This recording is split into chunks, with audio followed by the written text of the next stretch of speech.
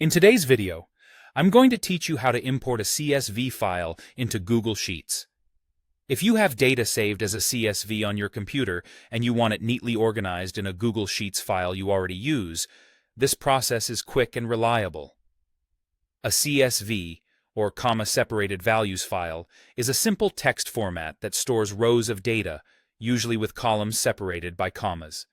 It's commonly exported from tools like databases, analytics platforms, or other spreadsheets. Start by opening your existing Google Sheets document. This is the file where you want the CSV data to live. If you're in Google Drive, just double-click the sheet. If you're already in Sheets, open it from your recent files.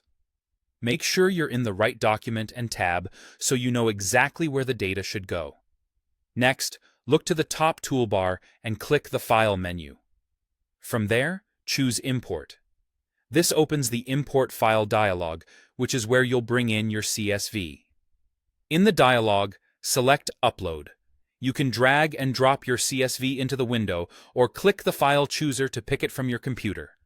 It's best if the CSV is cleanly formatted with one header row at the top and consistent columns. If your file uses a different delimiter, like a semicolon, ensure it was exported correctly or saved as a standard CSV to avoid misaligned columns. Once the file is selected, you'll see options for how you want the data to land in your spreadsheet. Choose between Insert New Sheet, Replace Current Sheet, or Append to Current Sheet. Insert New Sheet adds the CSV as a fresh tab in the same document, preserving your existing content. This is the safest choice if you want to keep everything intact. Replace Current Sheet overwrites the tab you're viewing with the CSV data.